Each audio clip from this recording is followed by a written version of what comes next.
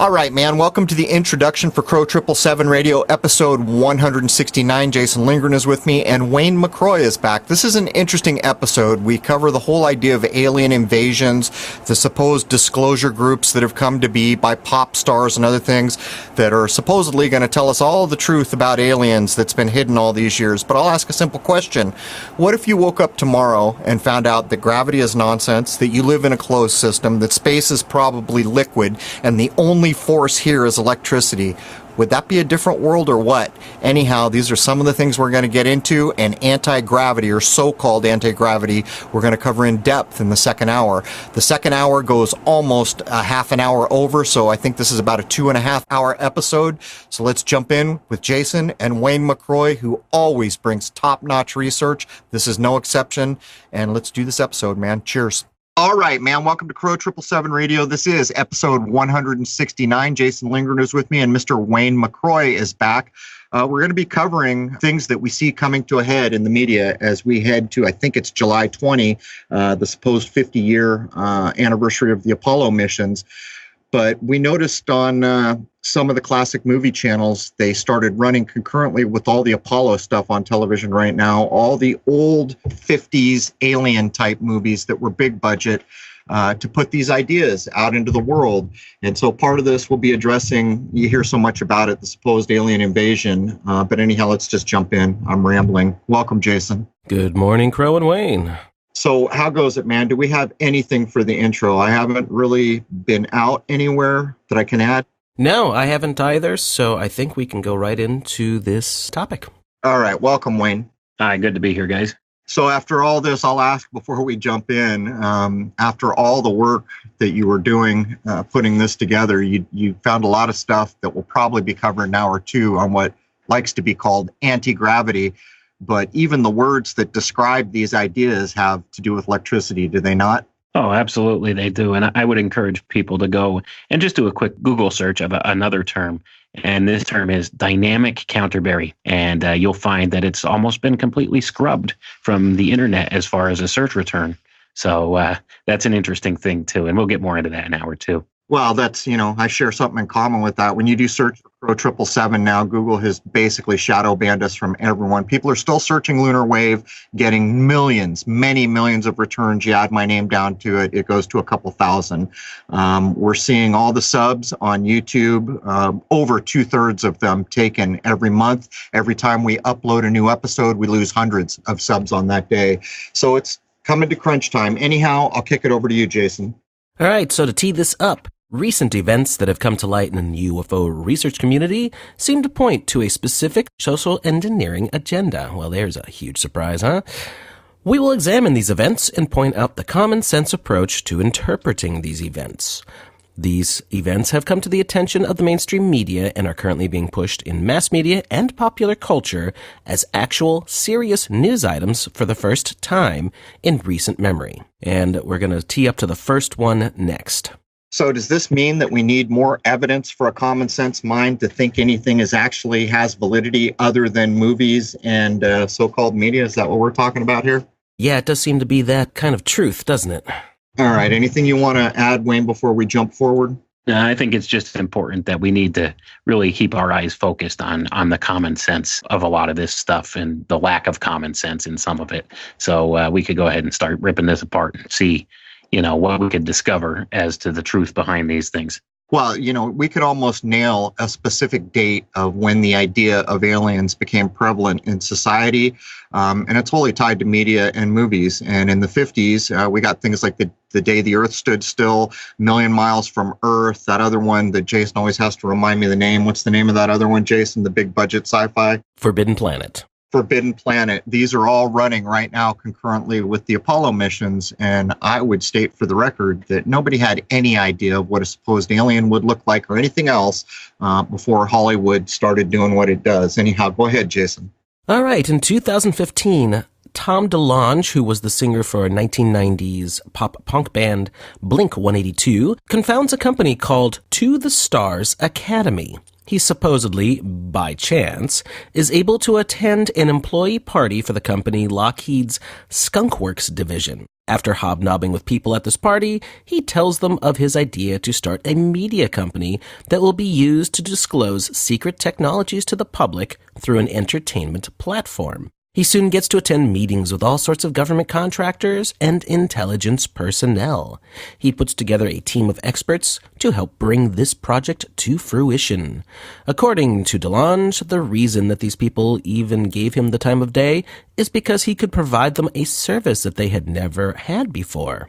He could help them with their public image. Apparently, he thinks that these people have no input into the entertainment industry, and they don't know how to get their message across. The team DeLonge has put together for this project is a who's who of military intelligence operatives and scientists with a lot of inside knowledge.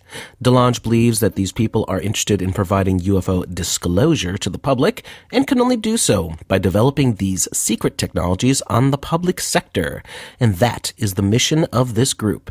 It is important to keep in mind that, at its core, To the Stars Academy is an entertainment company. Well, let's, before I throw it over to Wayne, Mr. DeLonge was in Blink 182. I think that's how he became famous.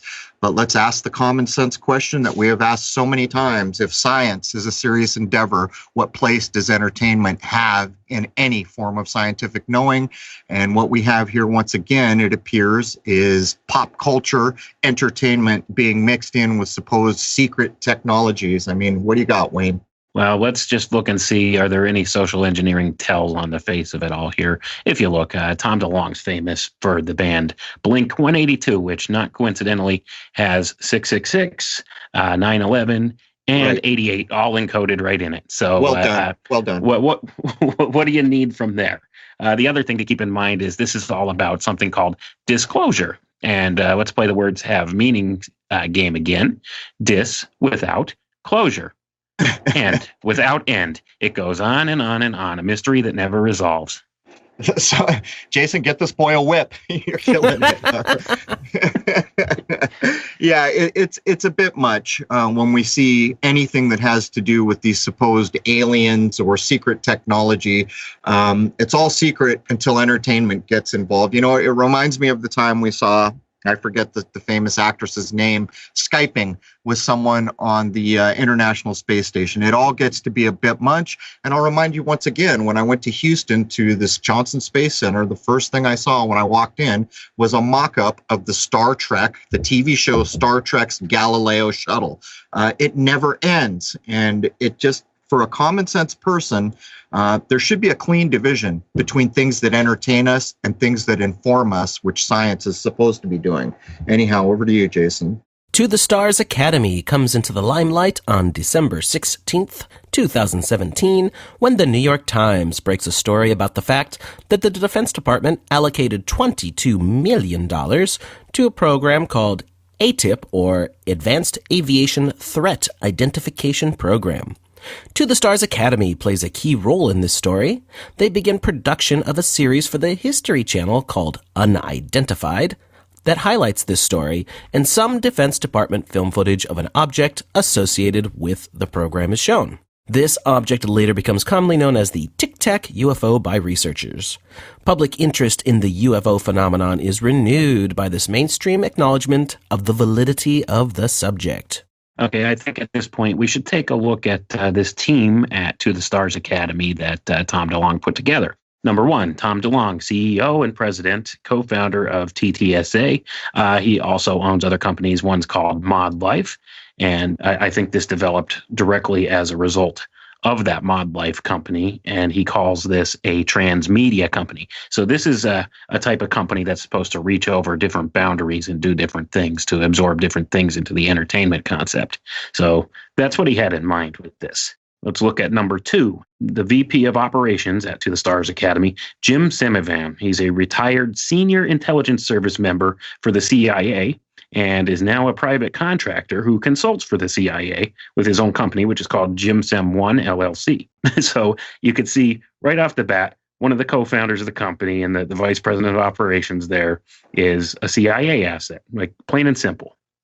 There's still a couple more people we should go through here. We'll just go through the list, and then from there, people could kind of determine what this really is. Number three on the list here, Dr. Hal Puthoff. and put off. Your mind is being put off right now. So once again, the words have meaning. Game is being played here. He's the vice president of science and technology for the TTSA, and he's also a co-founder. He's also president and CEO of a company called Earth Tech International Incorporated. He's the director for the Institute of Advanced Studies at Austin. He has 5 decades of experience in research at General Electric, Sperry Rand, NSA, Stanford, and SRI International. He regularly advises NASA, the Department of Defense, and the intelligence communities, corporations, and foundations on leading-edge technologies. So this guy is definitely in the know. Number 4, a gentleman named Steve Justice. He's the Chief Operating Officer and Aerospace Division Director to the Stars Academy. He's a recently retired program director for the advanced systems at Lockheed Skunk Works. Number 5 on the list, Lou Elizondo. He is TTSA's Director of Global Security and Special Programs. He's a career intelligence officer for the U.S. Army, Department of Defense, and National Counterintelligence Executive. And he's also a former Director of National Intelligence. And he ran clandestine source operations for a time as well. And this gentleman was also said to have run an unnamed sensitive aerospace threat identification program focusing on unidentified aerial technologies. He has a background in microbiology, immunology, parasitology, with expertise in tropical diseases, and he's also an inventor with several patents. Number 6 on the list, Chris Mellon, National Security Affairs Advisor. He's also a chair of the science committee at the Carnegie Museum of Natural History.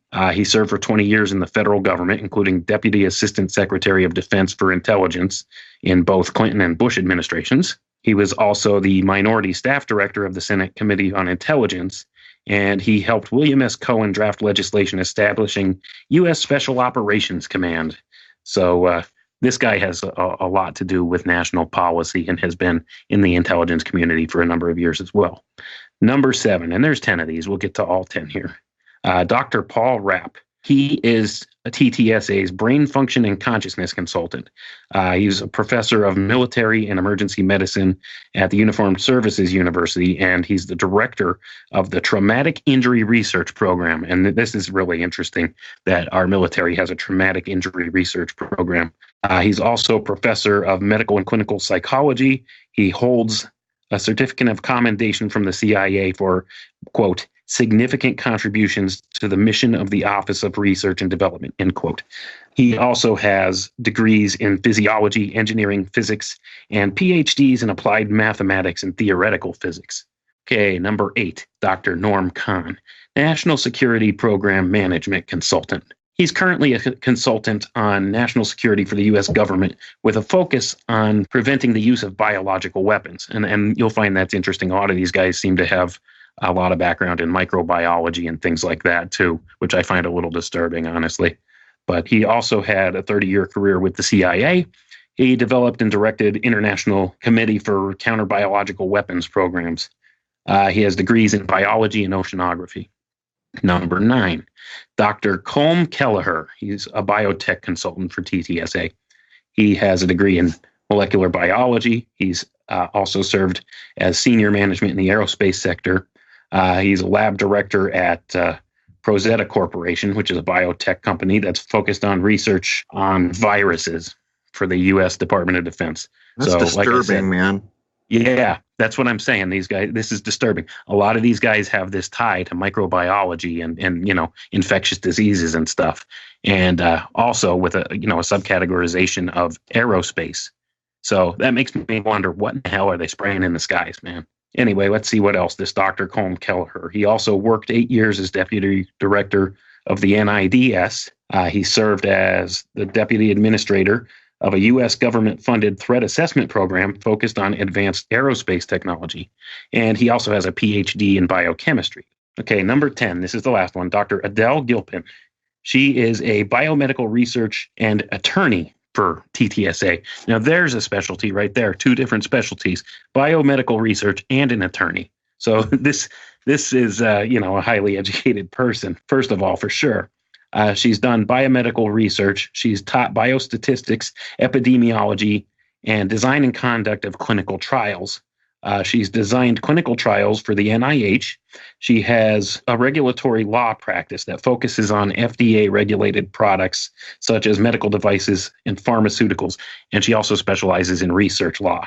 She's consulted with the DoD's Traumatic Injury Research Program. Remember, we talked about that earlier, too. She has a BA, MA, and PhD in psychology and quantitative psychology, and also a JD from Georgetown University Law Center. So there's your team that Tom DeLonge supposedly put together. And I think he had very little to do with this. In my opinion, Tom DeLonge's a useful idiot for them at this point. This is all run. This is a CIA op, no doubt in my mind, based upon those players in this. Well, we live in the bizarro world, so the list of people you just went through are about as educated as you're going to find in society. Not only are they about as educated as you can find, they're in very technical areas of expertise, and they've held very high positions, according to the list you just read, and yet the CEO of this group is a pop star. It's bizarro world on the face of it. Right, which is why I say this has got to be an op of some sort, because I'm sorry, just because you're a rock star and you talk to these people doesn't mean you're going to get a team like this together to do actual legit science and, this disclosure of these government secrets and stuff like that. This is a controlled op. And like I said, in my view, Tom DeLonge, he's just the useful idiot for them at this time. So all right. He seems to think he's providing them a service, but I think, he's the one that's being fooled in the whole thing. There's one thing about the whole thing with Tom DeLonge that makes me curious, and was the pop punk scene of the 90s tied in with this whole switching of the decades and the manipulation of music for whatever reasons, just like grunge was brought in. Blink-182 was one of those bands that also was brought in along with Green Day and that whole scene in the early to mid 90s. Right. Well, if you go back and look at some of the Blink-182 stuff, I mean, it's the normalization of what used to be taboo. I think they have a video where they're running down the streets naked in San Diego or Hollywood or somewhere like that. I believe a porn star is introduced into that video. I'm just recalling from memory. But my point is if you went back to the 70s or even the early 80s and put stuff like that in music videos, there would have been hell to pay. And so as we've moved forward, the normalization of all this stuff. But I'm going to ask one more time, Wayne, supposedly, how is it that Mr. DeLonge met all these, whatever we want to call them, well-educated government operatives, or whatever the correct term would be? Well, I believe he claimed on an interview with Joe Rogan that somehow or another he wound up at a company party for Lockheed, where it was the Skunks Works division having the party, and he just started rubbing elbows with some people and asking the right questions, and wound up talking to different people and told them his idea about starting this entertainment company, about disclosing these different things about these technologies and stuff. Because I guess also he's written a book about supposed secret technologies, and he claims that he figured out something that nobody else has about this, and that's why that they were interested in what he had to say. So anybody could go back and watch his interview on the Joe Rogan show and hear what he has to say. So I don't know what this guy's claiming is true or not, but that's what he says. Well, all the names you're dropping tell everybody something. I don't know what. They'll have to make up their own minds. But, I mean, you said it was December 16, 2017 when this got formed. Was it 2-3 years ago? To the Stars Academy was actually founded in 2015 by DeLonge. But the big story that really brought it to the forefront was that December 16th, 2017. This is when I think it was the New York Times and several other media outlets put out this big story about this ATIP program, this government-sponsored research program that was looking at UFOs, with a funding budget of $22 million. So play the numbers game again all day long there. Right, exactly. The master builder number going on there. But so let's ask a simple question here, Wayne. We're looking at basically half a decade. It will be shortly that this place has been up and running. Have they ever disclosed anything that matters to your knowledge? I don't think so. I mean, it's a mystery wrapped in an enigma. So it's still, nothing's ever really come out that's really verified anything for certain. It's just a lot of hearsay without anything to back it up. There is some film footage out there. UFOs are a real thing. Don't get me wrong. I mean, there's definitely stuff in the skies that are unidentified. Nobody knows that better than you, Crow. I mean, you've filmed a lot of it. You've seen more, than most of us have. So it's just a matter of what is this? And the common sense approach to this would be, well, I know there's human beings in the world, and chances are this is a technology built by human beings. So I don't see anything to indicate that any of this stuff is extraterrestrial per se. Well, of course. And what you just did is the common sense tack that any real mind in this world would take. It's a bit like saying, oh my God, look at that thing in the sky. I know certainly that's a six-legged panda running that thing. I've never seen a six-legged panda, but it's got to be. It's no different, except in this case, we have a rich tradition of movies and watching entertainment in the West, and they help us all day long imagine what space might look like, spaceships, aliens, any number of things. But anyhow, go ahead, Jason. Keep teeing it up. Concurrently, along with all the information we just went through, a filmmaker with ties to some of DeLonge's team named Jeremy Corbell begins filming a documentary on UFO whistleblower Bob Lazar. Bob Lazar's claims had a big effect on popular culture and the UFO research field in the 1980s. It can be correctly said that Bob Lazar is the reason why we have heard of the now famous Area 51. Is this a coincidence that a man who has remained silent, or nearly silent, for 30 years is now back in the public limelight at a specific time when a new demand for this information has been created in popular culture? So, God, where do I even start here? So basically no one had ever heard of 51, the supposed man Lazar, which I think Wayne can refute almost every claim he's ever made or where he's been, having looked through Wayne's notes. Isn't Area 51 also covered in that massive 4th of July blockbuster Independence Day that was with Will Smith? Wasn't that wrapped around Area 51 in some way?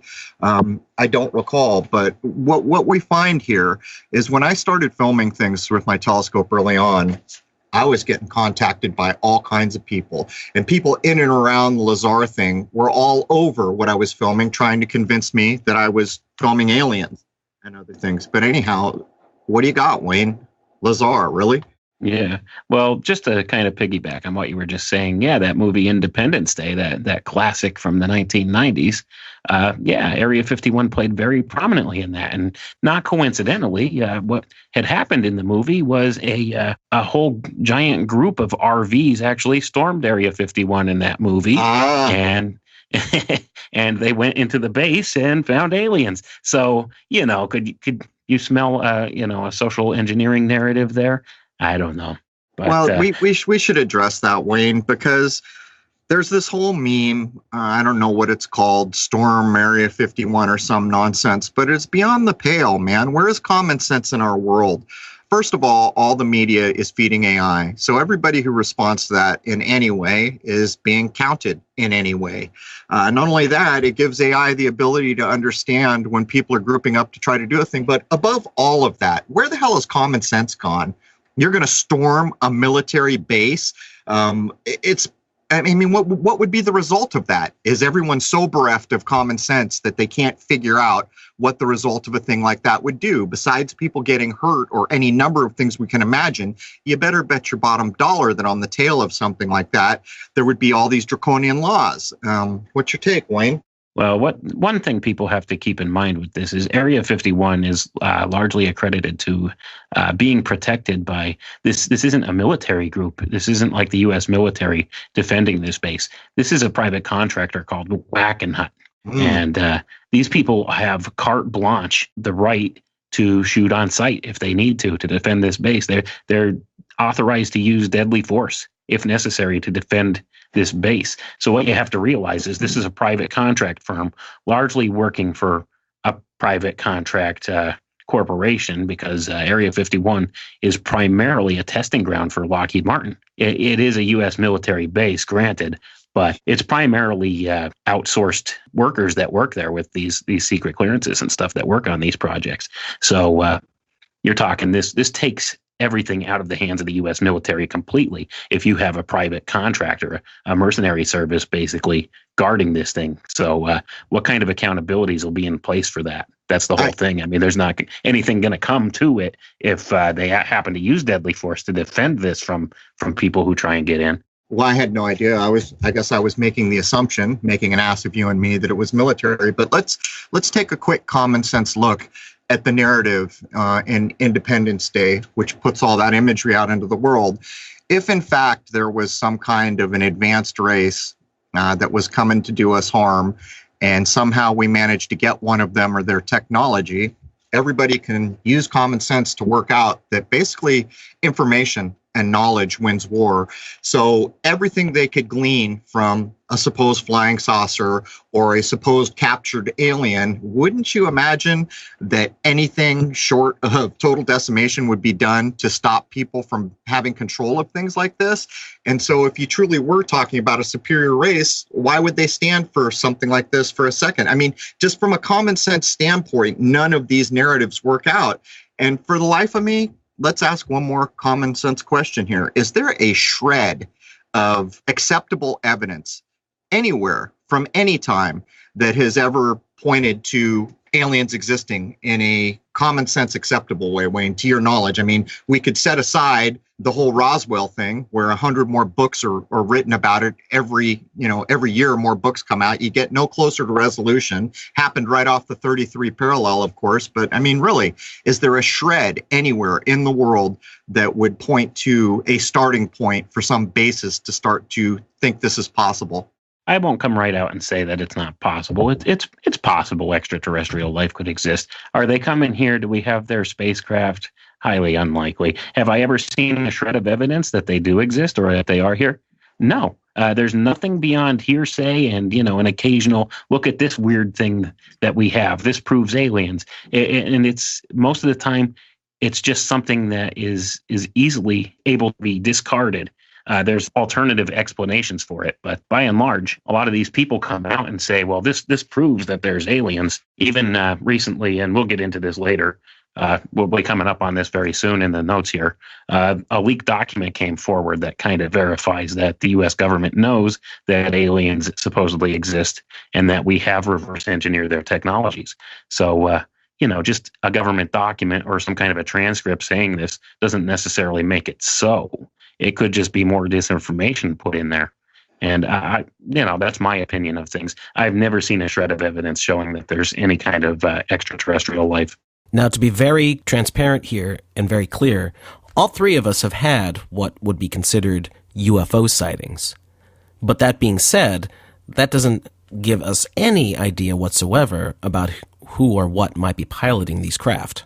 Well, geez, I can't tell you the number of things that I filmed. And when I first started seeing things, the first thing was those black triangles on the supermoon in May of 2012.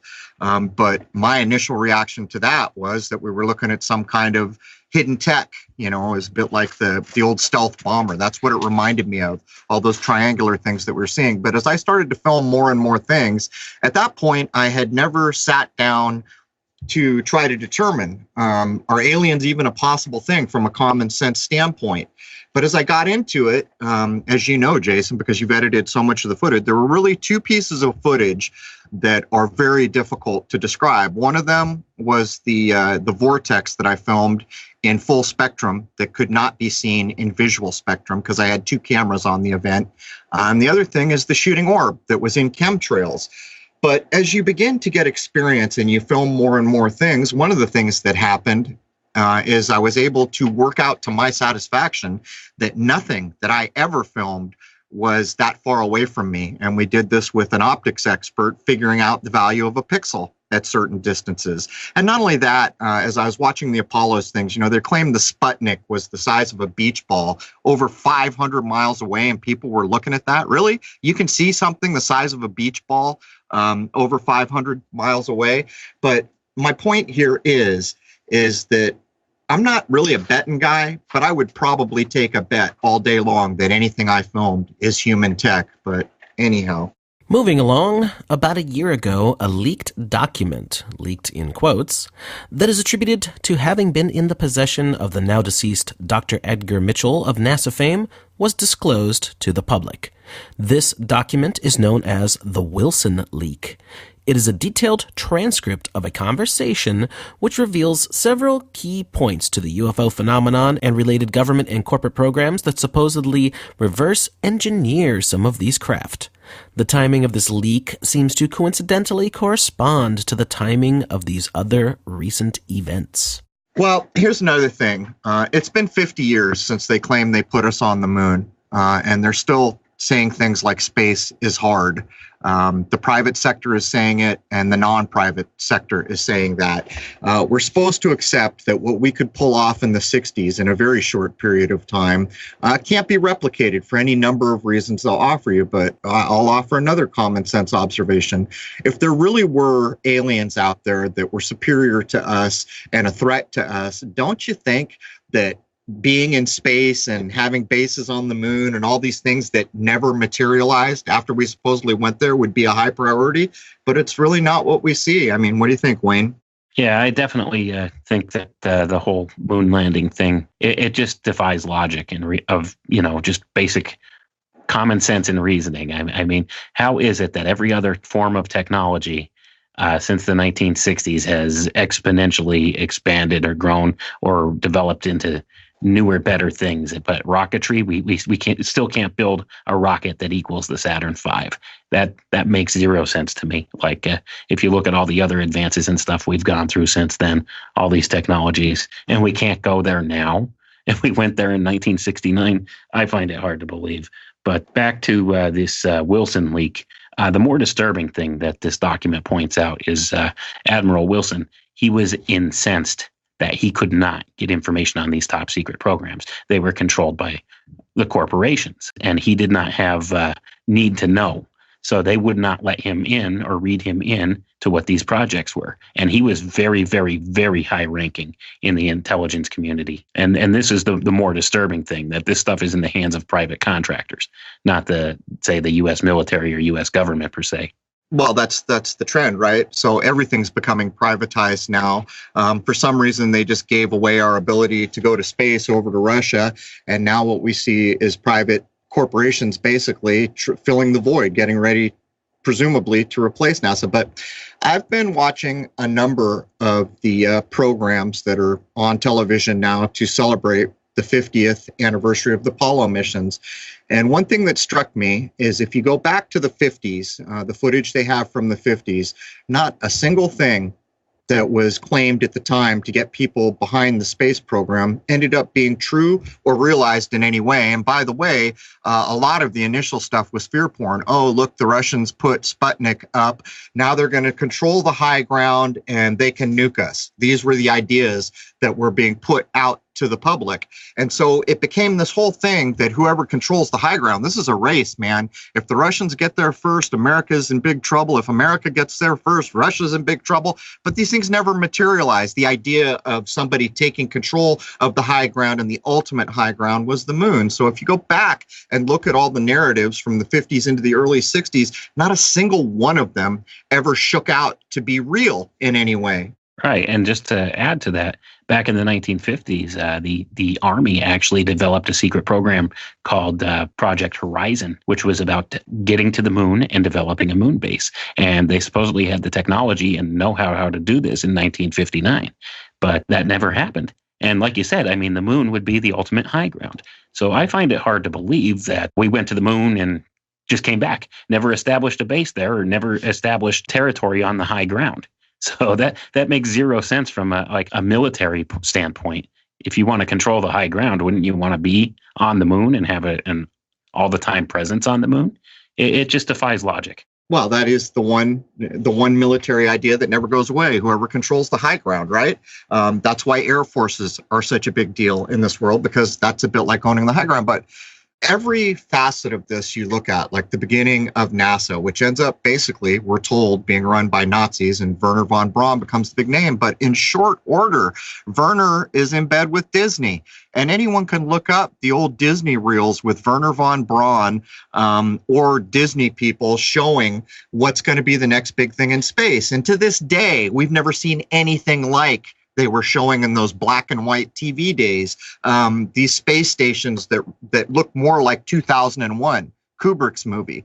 All these things they said that were just about to happen, they never materialized. But again, really? So the head of NASA, who we'll just set aside that he's supposed SS Nazi enemy of World War II or whatever they want to claim, this genius is going to go straight over to Disney, and Disney is going to be one of the big outlets for what happens next in science. And I'll ask again, is this a common sense world where scientific knowing is somehow in bed with entertainment? I don't accept any of it. Disney was involved with social engineering then, just as they're involved with social engineering now. You're kidding. Yeah, it just becomes how come more people don't ask the questions like, wait a minute, none of this jives. None of this is acceptable. It smells rotten. And, that sets aside all the little things we could point to, like Werner von Braun spends his whole life making the best rocket that's ever been made in this world, called the Saturn V, and no one can come close to what he single-handedly designed back at the time. So he's trying to claim he made these powerful rockets that left our world, went out of our atmosphere into a magical thing called space. And by the way, everything about space is always paralleled with water and ships with sails on them, all the language, always. But to get back to the point here, he decides to leave us one last message on his tombstone, right? And that's his birth and death dates, supposedly, and then a psalm, 191, which is all about showing the handiwork of God, which is the firmament. And if you want to take the biblical view that he is pointing out of what the firmament is, it basically goes counter to everything he claimed those rockets would do. It goes on and on and on. Oh, Crow, when you wish upon a star. Jiminy Christmas. All of the events that we have been discussing are coming to a head right now, which is July of 2019, just in time for the 50th anniversary of the alleged Apollo 11 moon landing. Is this a coincidence?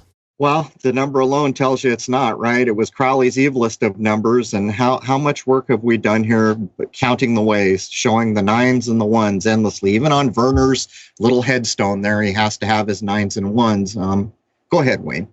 I don't think it's a coincidence that, this is all coming out right now at just this appropriate time. It could be some sort of a ritual going on or something to kind of capture the minds of the public. And kind of sell them on these things. I don't know. I mean, what do I know? I wouldn't want to say anything as ridiculous as all that, but Yeah, they never play the numbers game. Let's look at the number 13. So the supposed big, dangerous mission was Apollo 13. But, that goes beyond that. This all goes back to Friday the 13th and, the supposed killing of all the Templars, which is laughable, by the way, because that happened in one country and there were Templars all over the world, we are told. But to this day in the United States, I don't know how it is in other countries, you will never find a 13th floor on a building. The numbers game is part and parcel of the powerful people who build things in our world. And just that one little tidbit alone should tell people something. Really, there's a 13th floor in every building. You can count them. It's just when you get in the elevator, there's never a 13 to push. Right. The 13, that's also the number of the phoenix. So, Apollo 13, they rose from the ashes like the phoenix and returned home. So, that should tell people a narrative right there, too. Yeah, no doubt. And then, of course, 13 resolves to 4, and the whole ideas of death that circle around 4 and 44. But anyhow, back to you, Jason. So what is the narrative that all of these concurrent events are pushing? First one would be that UFOs are a threat to national security. Second one would be the government knows for a fact that there are extraterrestrials and have been reverse engineering their technology for decades with little or no success. Could I interject a poppycock there?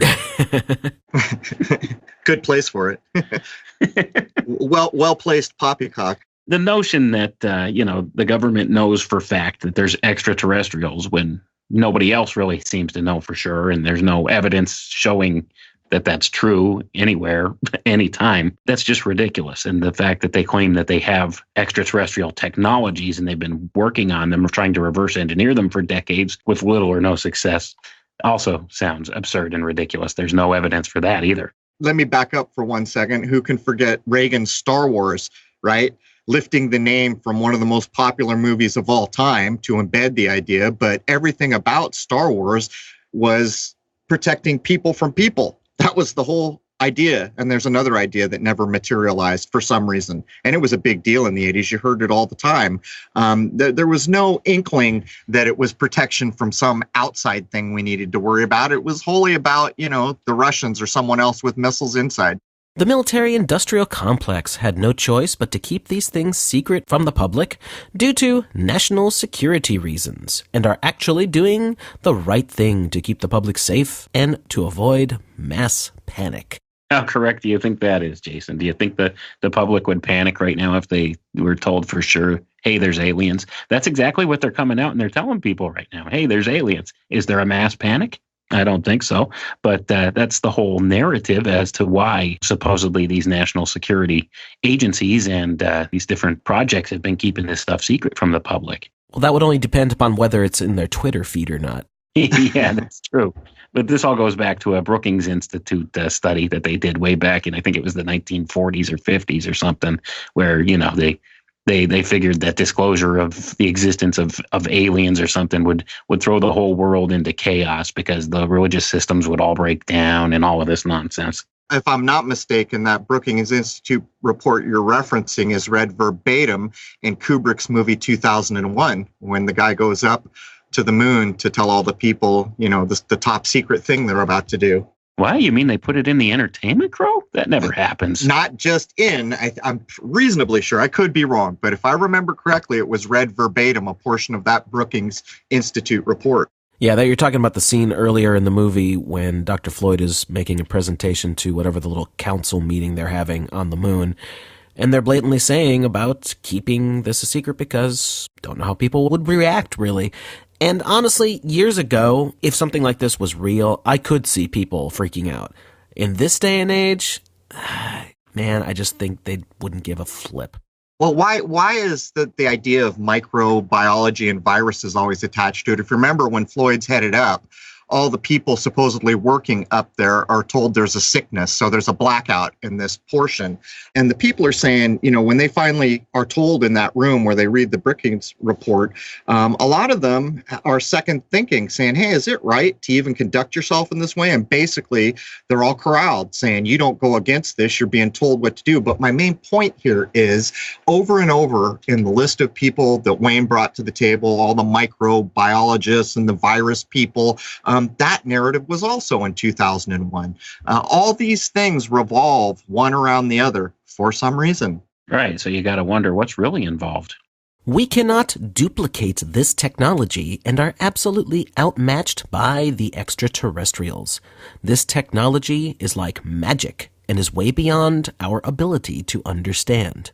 Once again, I would like to interject a hearty poppycock into the mix there, because I don't see that being the case. I mean, science is science. Yeah, there's no evidence that anything that we have, any technologies that we have, or even in research and development or that we're studying, there's no evidence that any of that's extraterrestrial. The big thing I'm getting at here is, while it might be incredibly confusing, like let's just say they did have a craft of some sort, yeah, it's probably going to be very confusing at first, but physics is physics and science is science, that at some point they should be able to get through enough of it that it would start to make sense. It can't be really a magical phenomenon. Maybe that's why they threw in that mythical element 115, or at least it was mythical at the time in the 80s for the propulsion systems for the Lazar story. Well, that starts to come apart when you get up to Californicum and Berkeleyum. Well, it exists now. They've gone past that.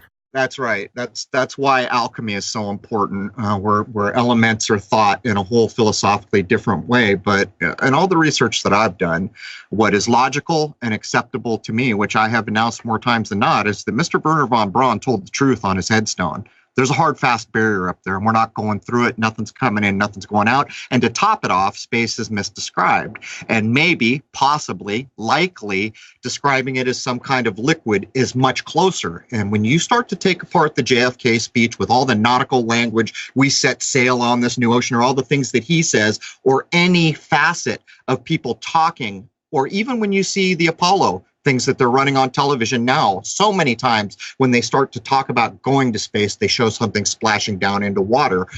These ideas are echoed over and over and over. So I think from my point of view, the real things that have been hidden are basically just good descriptions. Is there a hard, fast boundary? Is space really better described as some kind of a liquid? These types of ideas. You know what's really funny about those Disney shows with Wernher von Braun? These were coming out in the 50s and 60s, and when you watch them, good old Werner still has a very thick German accent. Yeah. And it just sounds so ridiculous, and we're talking about a time when World War II wasn't that far in the past. Didn't anybody kind of be like, what the hell? Well, I think it was hidden at that point mostly, but there is a JFK speech where he alludes to it. I just saw it. I don't remember. Is it Rice University or is it somewhere else? I've forgotten, but he alludes to the fact that now the media loves von Braun. He's not saying this, but it's implied. And so we can welcome him as having come from somewhere else. But as I looked through the old 50s clips, it looked to me like mostly the idea that von Braun was a Nazi was hidden, but it was also stated that that's why they didn't want him to be the face of this, that, or the other thing. But there's a problem with that because the other guy, and I've forgotten his name, was also supposedly a Nazi, and he was heading up a different portion of the space missions. It's all a bit much, Jason. It's just all a bit much. Ah, good, fine German engineering. That's what we're working with. Well, it has been stated many times that the superior language in our world for doing mechanical or engineering type things is German. And I think when we talk about things like this, that's kind of proved out because here's another thing. It's claimed that the Russians tried to lure von Braun away, but he said, to hell with that. I'm staying in the United States. And so they went after other supposed Nazis and they got all these second tier, what they call second tier Nazi engineers. Supposedly that's what Russia got. But the head of their little space program said, these guys are useless, send them back to Germany. That's the claim. I'm not even kidding. But anyhow. All right, next we have a fresh new investigation needed into the UFO phenomenon. And in fact, the term UFO needs to be rebranded as UAP, or Unidentified Aerial Phenomenon. Man, that just doesn't have as good of a ring. This is the supposed moniker used by the military-industrial complex to describe these things. As such, words have meaning, and we can see this as a veiled use of language for karmic purposes.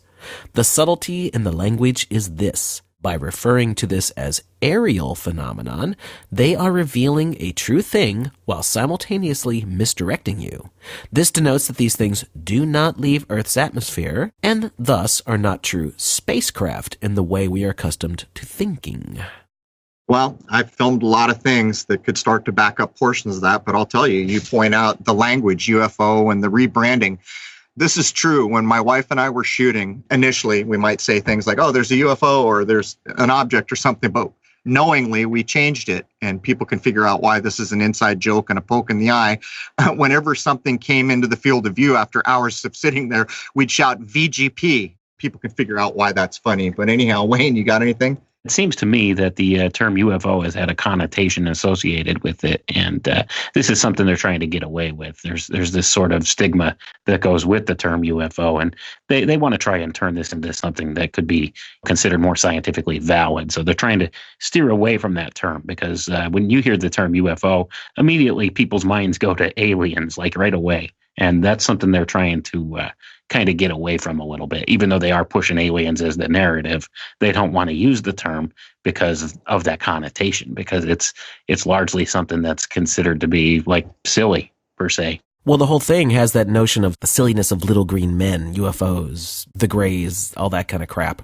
Right. It's like an unsophisticated type term for it. So they would prefer to go with something like unknown aerial phenomenon or something like that in order to describe it.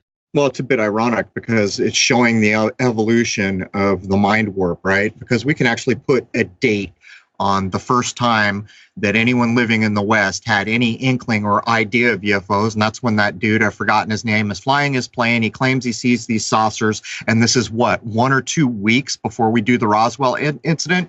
You can see where the ideas are injected into the culture. You can see what comes next. And you can see the movies, the slew of movies that just pick up the idea and push the narrative. And so basically, when we use the idea UFO, that was handed to us by the people who did the initial, whatever you call it, outing of the idea. Wayne, do you remember the name of the guy who's flying his airplane? I can't recall. That would be a Mr. Kenneth Arnold, who had ties to military intelligence, as I recall. Right. So this guy's flying a plane. He sees what supposedly some other media guy ends up coining the idea of flying saucers. So we don't even ever have the term before this day. And then within a very short period, I forget whether it's a week or two, it's a very short period of time, the word flying saucers is heavily injected into Western culture with the Roswell incident, which is also a good place to put the word poppycock. All right, the last point for hour one. Things that the UFO research community has known, quote unquote, and talked about for years, they are now being proven true, and this is ultimately leading to disclosure by governments. We can cast an eye toward Dr. Stephen Greer, I think, for this. And Mr. Tom DeLonge from Blink-182. Thank God he came along, or we'd have never known anything about aliens. Not only that, yeah, Mr. Stephen Greer, whose disclosure project was funded by the Rockefellers. And I think that's pretty much all you need to know about that. Actually, I was contacted when I was filming back in the day, and they were interested in all my footage to use in their film, Sirius. And this is one thing that always gets me. Like, you'll turn on the television and there's some new alien program, and they have no interesting footage. Most of it's terrible footage where something is being implied. And I thought, you know what? On my YouTube channel alone, there is enough footage to drive endless programs, and yet nobody's interested in the actual real footage. And it's no different than that whole Sirius movie that these guys put out. They contacted me for the footage, and, anyhow. So, could this all be true? Do you think that there really could be hostile aliens with fantastic super technologies that we have no prayer of competing with out there in the great beyond? Or is there something else entirely going on? Do you want to believe, Mulder? Nil, nine, niche, no. How many languages can I say it in?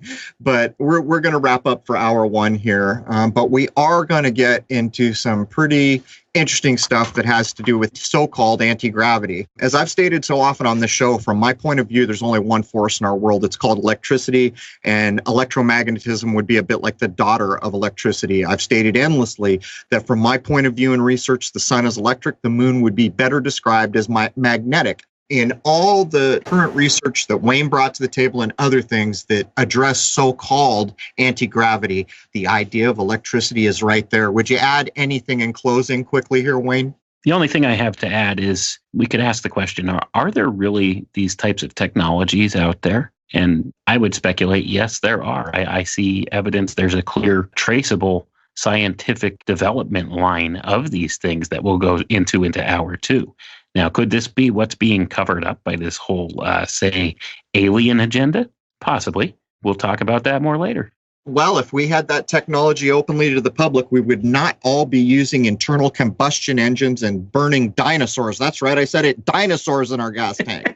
But anyhow, that'll bring hour one of 169 to a close. I hope you'll join us all over at crow777radio.com in the free speech zone. One of the interesting things is when we get into the anti-gravity part of it, you're even going to see terms like electrogravitic, again, pointing to the fact that probably these technologies exist, but it's electricity or magnetism or some combination of those things. Anyhow, join us all over at crow777radio.com for the second part of the alien invasion. Cheers.